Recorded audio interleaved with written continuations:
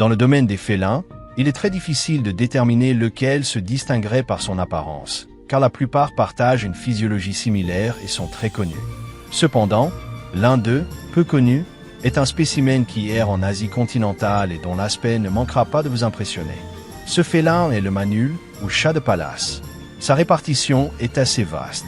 Il est très commun dans les steppes montagneuses de Mongolie et sur les plateaux tibétains. Cependant, sa distribution s'étend à de nombreux pays, comme l'Inde, le Turkménistan, le Kazakhstan, le Kirghizistan, l'Iran, l'Afghanistan, le Pakistan, la Chine occidentale et centrale, et le sud de la Russie, surtout en Sibérie, moins fréquemment dans les régions mentionnées précédemment. Il vit à des altitudes d'environ 1700 mètres au-dessus du niveau de la mer, préférant les régions rocheuses avec des températures très variables, pouvant aller de 38 degrés Celsius à des chutes abruptes atteignant moins 43 degrés. On pensait que ce félin appartenait au même groupe que le chat domestique, car il était considéré comme une lignée des chats léopards, mais des études génétiques ont montré qu'il dérive d'un ancêtre commun vieux d'environ 5 millions d'années, ce qui a conduit à la proposition d'un nouveau genre dont il est le seul représentant, avec 3 sous-espèces reconnues. Ce sont de petits félins qui donnent l'impression d'être très lourds. Ils mesurent 62 cm de long, avec une queue pouvant atteindre 29 cm, mais ne pèsent que 5 kg.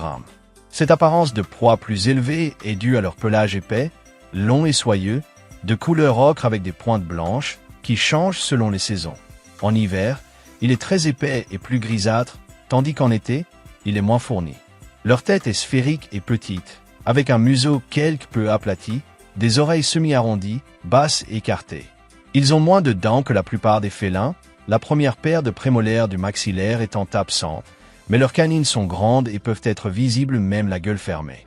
Leurs pattes sont proportionnellement courtes par rapport à d'autres spécimens du même ordre, et leurs griffes sont moins longues.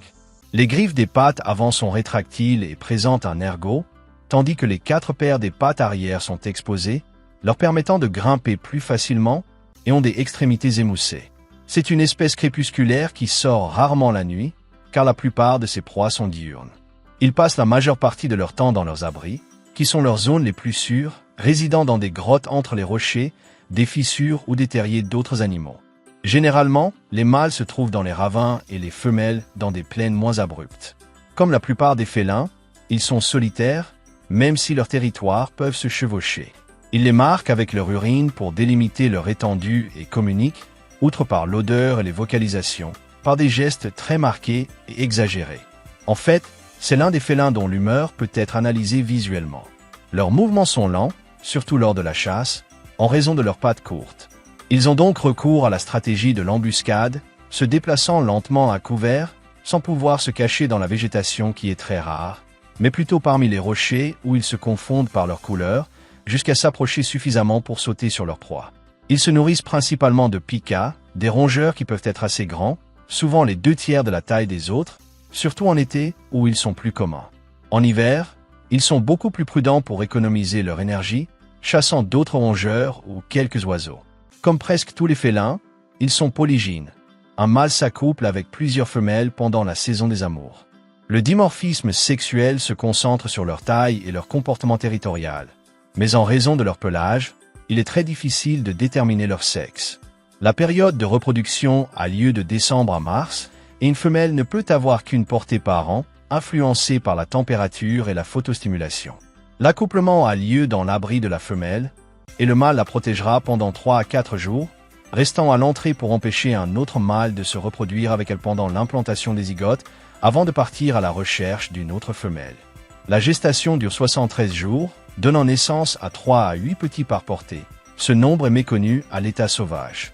Les petits naissent aveugles et sourds, avec un pelage dense et duveteux, et sont nourris par la mère pendant 2 mois dans leur cachette. Ensuite, ils commencent à suivre la mère pour chasser avec elle et apprendre, puis, à l'âge de 4 à 5 mois, ils se débrouillent seuls et partent à la recherche d'un abri. Leur durée de vie moyenne à l'état sauvage est très courte, seulement 2 ans et demi, en raison de l'extrême rigueur du territoire et du climat, surtout en hiver. De plus, ils sont chassés par les renards corsaques, plus agiles, ou par de grands rapaces qui les emportent pour se nourrir. En captivité, ils peuvent vivre jusqu'à 11 ans, avec des problèmes de reproduction et une mortalité très élevée des petits par rapport à d'autres félins. Il est classé dans la catégorie quasi menacée, en raison de la chasse pour sa fourrure. Ce qui est incongru, c'est que sur le marché, elle n'est pas très précieuse comparée à celle d'autres animaux. De plus, certaines parties de son corps sont utilisées en médecine chinoise, ce qui n'est guère différent dans le colosse asiatique. D'autres facteurs comme les chiens errants ou le déclin des populations de pika affectent également grandement sa population.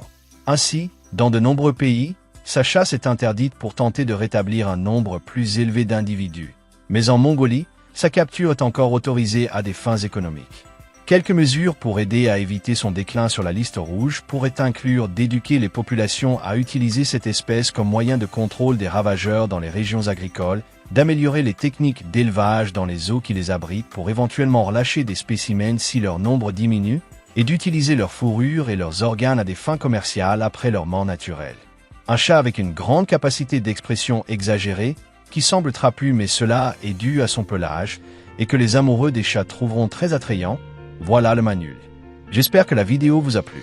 Si c'est le cas, n'hésitez pas à mettre un j'aime et à la partager pour faire connaître cette chaîne à plus de monde. Je vous laisse mes réseaux sociaux pour rester en contact, et c'est également par ce biais que je ferai les annonces pertinentes concernant la chaîne. Si vous êtes nouveau ou nouvelle, je vous invite à vous abonner et n'oubliez pas de laisser un commentaire ou toute question que vous pourriez avoir. Merci beaucoup d'avoir regardé cette vidéo. À bientôt.